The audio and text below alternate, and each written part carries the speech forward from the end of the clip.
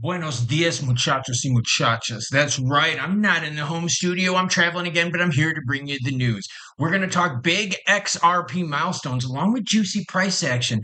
Stablecoins are going to be hot this week, and the banks are getting into it. Why? Because we're talking Genius Act, baby. We're going to talk price action along with. I say lots of naughty things, so here's your warning. Now I know what you're thinking. There's green on the screen, but there's no green in my background. Speaking of backgrounds, I'm obviously not in the studio. I'm traveling and I'm still bringing you the news. Why? Because you, the viewer, matter most. But look, we've got green on the screen. We got banks wanting to get into crypto, and it's all because of Crypto Week that's happening this week. But before we get into crypto news, you know the deal. Your comments come first. That's why I'm bringing you the news while on vacation. Joseph's starting us off and says, where are the videos for Wednesday, July 16th? Is Klaus okay? Yeah, I'm okay. I just had to do a little bit of breakfast with my mom in one of the most beautiful cities in the world. Skinny King Kong Crypto says, yo, Klaus, thanks for all the help from South Africa, brother. Choo choo biznatches and biznachos. AIM Music QC says, yo, where's Klaus this morning? I know. It's what happens when I don't bring you the morning news, but I had to travel to get here, and now that I'm here, well, I can bring you the news. Let's do it. Bitcoin, look at that hot ETH. Over 3,000, everyone. Bitcoin sitting at 119,301. ETH is 32.88. XRP's right at that $3 mark, and we're going to talk price action at the end. Why? Because things are hot. And people were worried about sell-off. Well, the volume has gone down a little bit, but guess what? The price action is still staying hot. Let's get into it right off the bat. Bank of America explores USDT? What? Okay, so recently what we've seen is what? A bunch of banks wanting to do their own stablecoins. In fact, Bank of America was with a group of banks going, yo, let's do this all together. But now they're like, well, wait a minute. Why don't we just use Tether's USDT? Oh, let's learn, everyone. Bank of America is positioning itself at the forefront of stablecoin adoption, aiming to integrate these digital assets into its existing payment structure. Why is this big and why are banks bringing it up? Because as soon as the Genius Act passes, banks are going to go bonkers into stables. This strategic initiative aligns with the bank's broader objective to modernize transactional processes. This is going to save banks a lot of money, and that's a big reason of why they want to get into stables. Moving money the traditional way is super expensive. We know things like XRP, XLM, and a bunch of others out there move money fast, right, safely, and with like low cost. So obviously banks want to get into this. CEO Bradamayanen's comments during the quarter two earnings call underscored the bank's focus on stablecoins as a transactional device, highlighting their potential to facilitate faster and more efficient transfers of client funds. So each bank is going to pretty much have their own stablecoin. Some banks, though, are going to be picking what? Tether, USDC. I'll keep y'all updated. Why? Because now Citigroup CEO calls stablecoins the future as the firm is considering Citicoin. I believe the majority of these banks, right, are going to have their own coins that they're going to use for like inside transactions. Okay, so like if you're a Citibank customer, you'll be able to get Citicoin. You'll be able to transfer money 24/7, 365, and it'll be great for all of us. Some of them are going to go the stablecoin route, and some of them, I believe, are going to go the crypto route, but they won't go the crypto route until what? Until we get regs from the Clarity Act. Citigroup, one of the biggest banks in the world, is about to make the big move into the world of digital assets, Bloomberg reported. They're now looking to do its own stablecoin called Citicoin. During the bank's quarter two earnings call, and yeah, we're in earnings seasons right now, so you're going to hear a lot about earnings call, okay? So second quarter is over. These players are going to talk about how they did position-wise. They're going to talk about profitability and their growth strategies going forward. During the bank's quarter two earnings call, CEO Jane Fraser talked about how stablecoins are becoming more and more important. This is a hint that traditional institutions are starting to use blockchain tech. Look, and that's how we get them into this stuff, right? We first get them in with stablecoins. Stablecoins is like the gateway drug of crypto, right? We get them into stables, and then we get them into the juicier alts, right? Now, Citigroup's possible foray into this field fits with a bigger trend among big banks in Wall Street, JP Morgan, Bank of America, which are also looking at a stablecoin project. Every bank out there is looking for stablecoins. If a bank knows they can save money and give their customers higher service and move funds efficiently and safely, trust me, they're going to get into it. Now, when will they get into it? Well, it all depends on the Genius Act. Let's talk XRP specific news because, the price isn't just hot. It's also what everyone, the news is hot as well. All right, XRP tops $3 on Fed's Chair Powell likely to be ousted. Now, there's a lot of rumors out there that Trump can fire Jerome Powell. And no, he cannot. The Fed is a private thing. Trump would have to somehow go through the courts, and Jerome Powell's current tenure is over in May of 2026. But we know that there's a lot of pressure on him from players in DC to get the F on out because he's holding back the market. And he's not just holding back crypto, he's holding back a lot, right?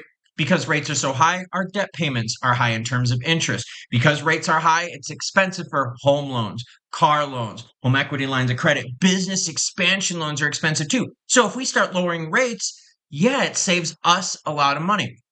According to Bloomberg, an anonymous White House official said that Powell could end up being fired soon. I don't know how, because he's a private organization. Trump would literally have to go through the courts to see if it's okay. And that would cause a major, major mess. However, guess what? Action on this is juicy. As reported by You Today, cryptocurrency mogul Novogratz recently urged investors to buy BTC, criticizing calls for Powell's termination as banana republic moves. Yeah, see, I don't think it's going to happen. Now, that being said, if it does happen, if Powell decides to resign, markets would absolutely roar. The green on the screen that you see right here is nothing compared to what we get. Now, XRP Ledger hits a big milestone, 7.18 million wallets. That's a big deal. Now, remember Canada's XRP ETF? Well, they hit $50 million in assets under management. That's not a lot. So for those of you out there wondering, well, hey, did Canada's ETF really help out the price of XRP? Hell no. When there's only $50 million worth of it, that's not that much. Look at XRP's trading volume right now. 7 billion in the last 24 hours. So no, 50 million ain't going to do a darn thing. At the same time of XRP hitting almost 7.2 million wallets, Canada's XRP ETF surged past 50 million in assets under management, signaling growing institutional confidence in the XRP ecosystem. So now let's go from small money like the 50 million into big money like the entire cryptocurrency market. Volume right now is a little bit down from where we saw, right? But we're still healthy at $183 billion. Fear and greed, we're at 68. And right now, altcoin season index, check it out. 35 out of 100. So not only is BTC moving, but the alts are moving as well, and they're moving stronger. When this move started, we were in like the mid 20s to high 20s.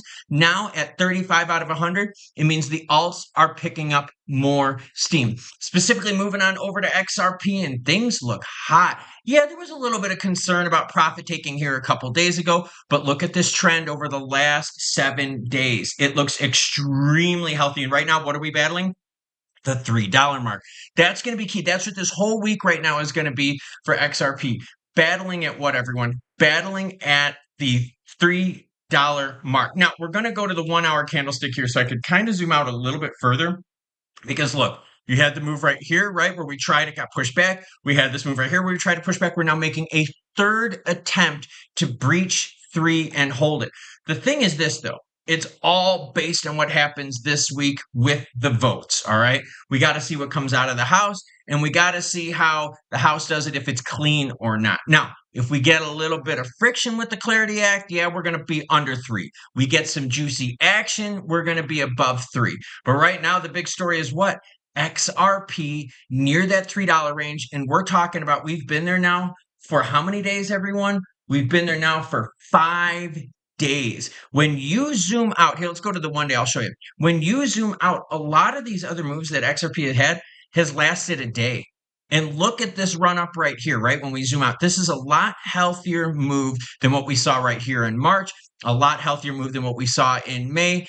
And we're getting close to the action that we saw in January. And that was peak crypto hysteria. So now we're past the hysteria. Now we're at where the rubber meets the road. It's up to the House to see if they can do good to keep the XRP and crypto bags pumping. And I know the sound and the lighting is definitely not what you're used to. And don't worry, I'll fix it. I just didn't know where to set up the temporary studio right now. I'm in a really, really cool place in one of the most beautiful cities in the world. Do you know what city I'm in? I'll give you clues during the week to kind of let you know. But don't worry, I'll keep bringing you the news. The reality is, though, is banks are going to go big into stables. They're going to go even bigger once the Genius Act passes. I think a lot of us are expecting it to pass. That's why banks are putting so much effort into this. Now, the Clarity Act, look, we still got to see what happens this week. We still got to see what the friction and the pain points are. There's even been rumors out there that we're having some Republicans, not go along with this, which is a big problem. Because yes, Republicans do have majority control, but it's by a slim margin. So if we lose that slim margin, Clarity Act might not make it. And Clarity Act is what's going to pump XRP to the freaking moon. Friction sends us down. Passage, juice action right there. So I'll keep bringing you the news even while I'm on vacation. Why? Because you, the viewer, matter most. And I'll probably switch up where the studio is. I don't really like the lighting in here too much. I've just got a couple like overhead lights. As you can see, I don't have anything behind me or anything in the front of me here, but I just wanted to set up somewhere temporary so that I could share the news with you. Choo choo what? Choo choo biz nachos. Ah, guate.